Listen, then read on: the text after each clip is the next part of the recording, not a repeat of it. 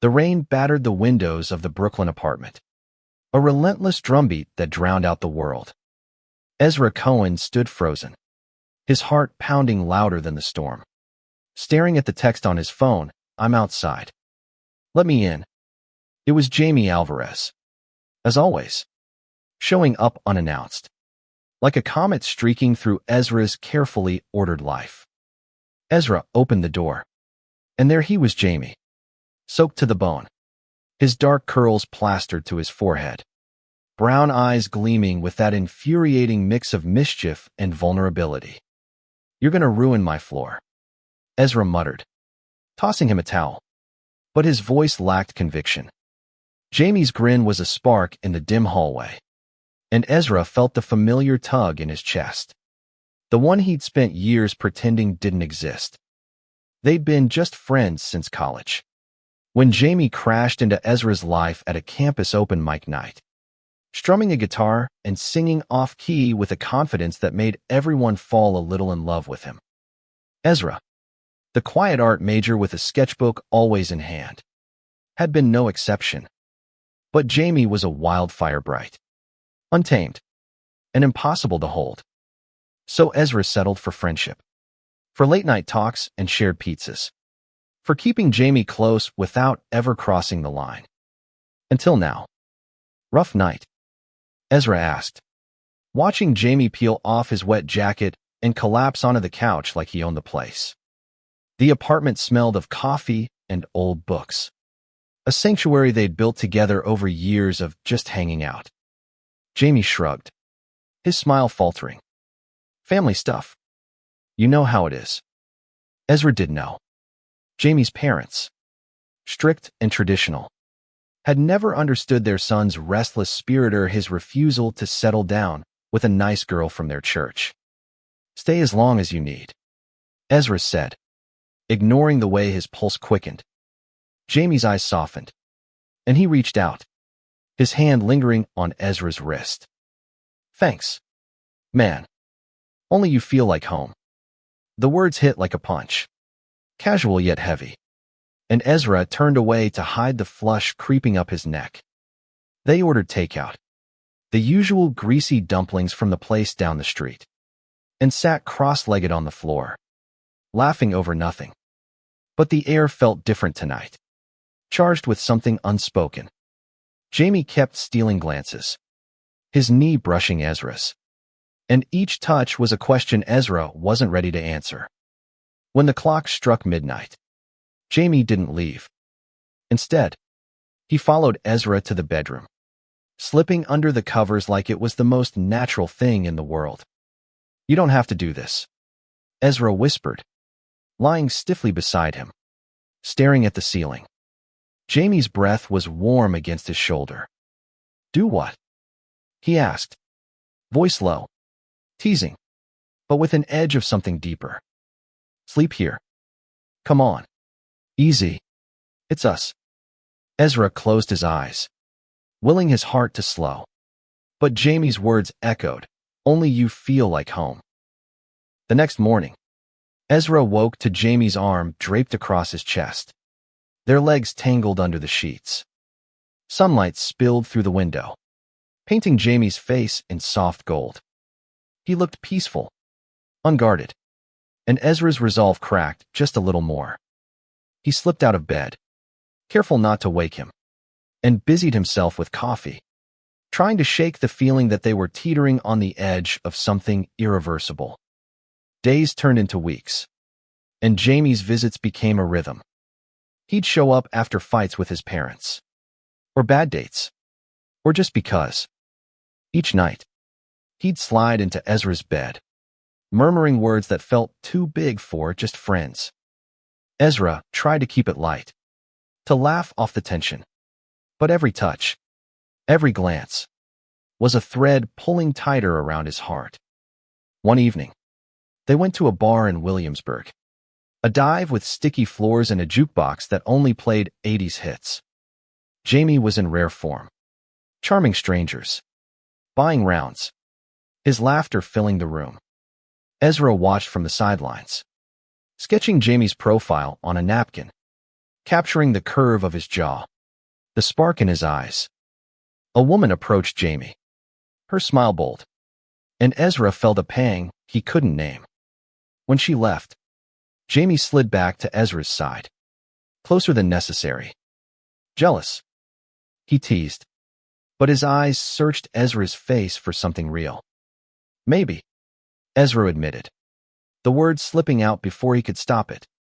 Jamie's grin faltered, and for a moment, the world narrowed to just them, the jukebox fading into static. Then Jamie laughed, breaking the spell, and ordered another beer. But the moment lingered, a crack in their carefully built facade. Back at the apartment, Jamie was quieter, his usual bravado dimmed. They sat on the couch, a bottle of wine between them, and Ezra felt the weight of all the things they hadn't said.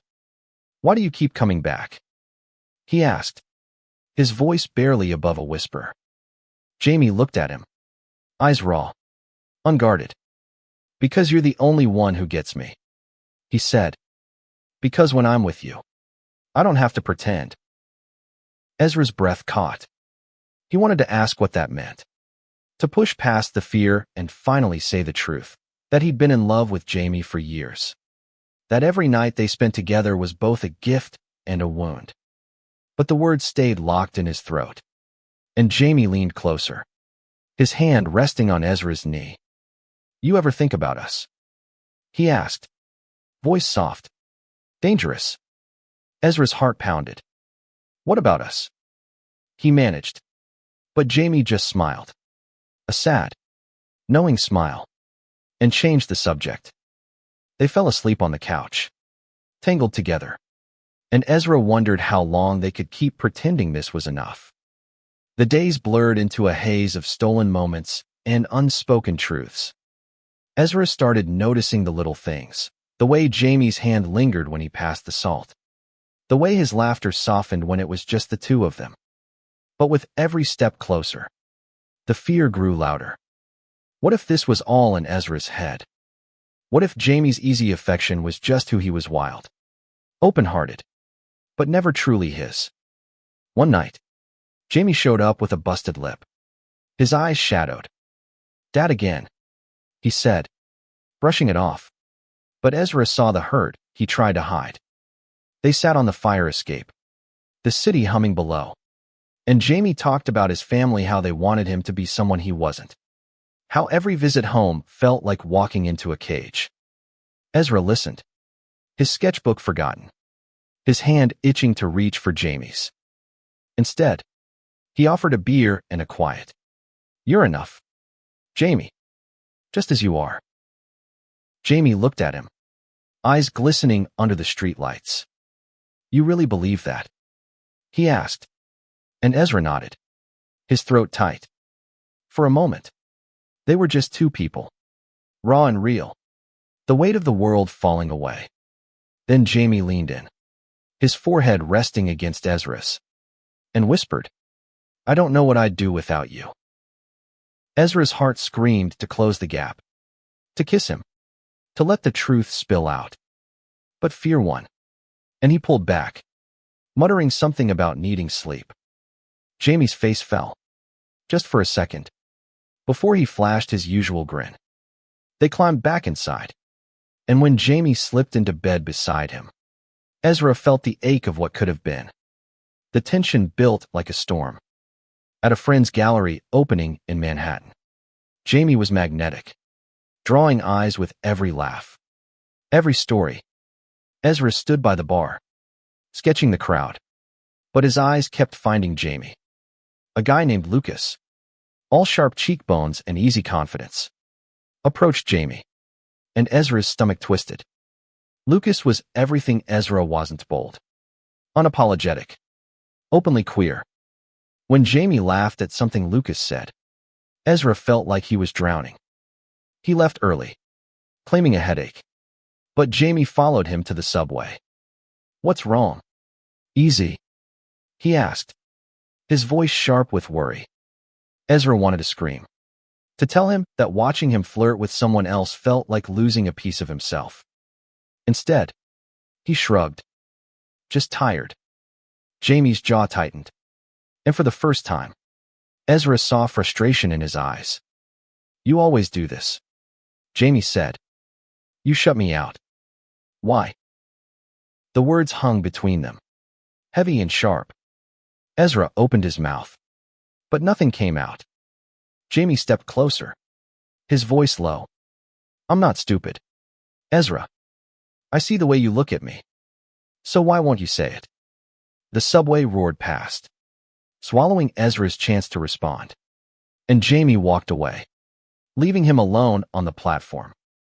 Back at the apartment, Ezra couldn't sleep. He stared at the ceiling, replaying Jamie's words, the hurt in his eyes. He'd spent years building walls, convincing himself that friendship was enough, that risking more would ruin everything. But now, the thought of losing Jamie altogether felt worse than any rejection. The next day, Jamie didn't show up. Or the day after. Ezra's texts went unanswered, and the silence was deafening. He threw himself into his art, sketching Jamie from memory, his smile, his hands, the way he looked at Ezra like he was the only person in the room. Each stroke was a confession, a way to hold on to something slipping away. On the third night, Ezra went to Jamie's favorite bar, hoping to find him. The place was packed, but Jamie wasn't there. Instead, Lucas was, leaning against the bar, all charm and sharp edges. Looking for Jamie, he asked, smirking. Ezra nodded, his chest tight. Lucas's smile faded. He's been a mess. You know. Keeps talking about some guy who's got his head all screwed up. Ezra's heart stopped. What did he say? He asked, voice barely audible. Lucas shrugged. Just that he's tired of waiting for someone to figure out what they want. The words cut deep, and Ezra left, the city blurring around him. He walked to Jamie's apartment, his pulse racing, ready to say everything he'd held back. But when he knocked, no one answered. The lights were off, the apartment empty. Ezra stood outside Jamie's apartment, the weight of his unsaid words crushing him. The city pulsed around him, car horns, distant laughter, the hum of life, but inside, he was unraveling. He'd let fear win too many times. And now Jamie was gone. Maybe for good. He slid down the wall, head in his hands, and let the truth settle. He loved Jamie, had always loved him, and pretending otherwise was tearing them apart. The next morning, Ezra found a note slipped under his door. Jamie's handwriting, messy and familiar. Meet me at the pier. 7 p.m. No explanation, just a time and place. Ezra's heart leapt, but fear gnawed at him. What if this was goodbye?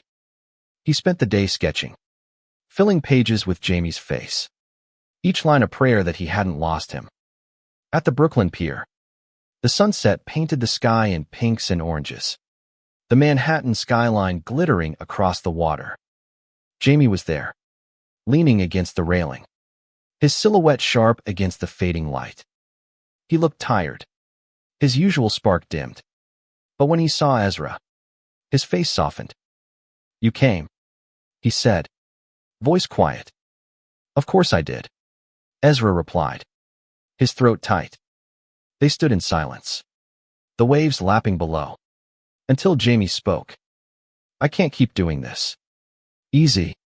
The back and forth, the pretending. It's killing me. His voice cracked, and Ezra felt his own heart break.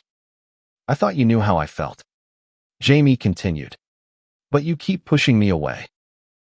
Ezra's breath hitched. I'm scared, he admitted, the words spilling out. Scared of ruining us, of losing you. But I can't keep pretending I don't love you. The confession hung in the air, raw and exposed, and Jamie's eyes widened, a mix of shock and relief. You love me? Jamie asked, stepping closer, his voice trembling. Ezra nodded, tears burning his eyes. I've loved you since the first night you sang that awful song and made everyone cheer. I just didn't know how to say it." Jamie laughed, a soft, broken sound, and closed the distance between them. His hand cupped Ezra's face, thumb brushing away a tear. "You idiot," he whispered. "I've been waiting for you to catch up." And then he kissed him, soft at first, then fierce, like he was pouring years of longing into it. Ezra kissed him back, the world falling away. The pier, the city, the fear, all of it gone. They pulled apart, breathless, foreheads pressed together. "So what now?" Ezra asked, his voice shaky but hopeful. Jamie grinned, that wildfire spark back in his eyes. "Now we stop pretending." For the next few weeks, they navigated their new reality. It wasn't perfect. Jamie's family still loomed, their disapproval a shadow over his joy. And Ezra wrestled with his own insecurities, the fear that he wasn't enough for someone as bright as Jamie. But every night, when Jamie climbed into bed and whispered, "Only you feel like home," Ezra believed him a little more. They spent their days exploring the city, hand in hand, no longer hiding. They danced in a queer bar in the village, laughed over coffee in Park Slope, kissed under the stars on Coney Island. But the past wasn't done with them. Jamie's parents called, demanding he come home for a family dinner, their voices laced with judgment. "They want to fix me," Jamie said, his voice bitter. Ezra held him, promising they'd face it together. The dinner was a disaster. Jamie's father barely looked at him. His mother made pointed comments about choices. And Ezra sat there, gripping Jamie's hand under the table, his heart aching for the man he loved. When Jamie finally stood up, his voice steady, and said, "I'm not broken, and I'm not alone," Ezra felt a surge of pride. They left, the door slamming behind them. And in the car, Jamie broke down, tears streaming. "I'm done trying to make them love me," he said. And Ezra held him, whispering, "You don't need them to. You've got me." The weeks after the dinner were a reckoning. Jamie cut contact with his parents, a choice that left him raw but free. Ezra watched him rebuild, piece by piece, finding strength in their love, in the community they found in Brooklyn's queer spaces, in the art they created together. Jamie started writing songs again, raw and honest, and Ezra's sketches became bolder, filled with color and life. One night, they hosted a small gathering in their apartment. Friends, chosen family, people who saw them for who they were. The room buzzed with laughter, music, and the clink of glasses. Jamie played his guitar, singing a song he'd written for Ezra, his voice breaking on the line, "You're the home I never knew I needed." Ezra's eyes stung, and he pulled Jamie into a kiss, not caring who watched. The room cheered, and for the first time, Ezra felt like he belonged somewhere, too. But life wasn't a fairy tale. Jamie struggled with the loss of his family, the weight of their rejection heavy some days. Ezra had his own demons, doubt that he could be enough, fear that Jamie's light would burn too bright for him to hold. One night, after a quiet dinner, Jamie found Ezra staring at an old sketch, one from their just friends days. "You okay?" Jamie asked, his voice soft. Ezra hesitated, then let the truth spill. "Sometimes I think you deserve more. Someone braver. Someone who doesn't overthink everything." Jamie's face softened, and he pulled Ezra close. "Easy. You're my more. You're the one who makes me feel safe enough to be me." Those words became their anchor. They fought. They loved. They grew. Jamie got a gig playing at a local bar, and Ezra's art was picked up by a small gallery. They celebrated each win, no matter how small, and faced every setback together. The city, once a backdrop to their denial, became a canvas for their love, messy, vibrant, real. 1 year later, they stood on the same Brooklyn pier where they'd first kissed. The skyline sparkled, the air crisp with autumn. Jamie pulled out a small box, his hands shaking. Inside was a simple ring, etched with the words, "Only you." "I don't care what the world thinks," Jamie said, his voice steady. "I want forever with you. Marry me. Easy." Ezra's laugh was half a sob, his heart so full it hurt. "Yes," he said, and they kissed, the waves crashing below, the city cheering them on. The ring felt right on his finger, a promise that they'd chosen each other, no matter what. Their story wasn't perfect, but it was theirs. They'd fought for it through fear, through doubt, through a world that didn't always understand. And in the end, they found home, not in a place, but in each other. As they walked back to their apartment, hand in hand, Ezra knew that just friends had never been enough. They were everything.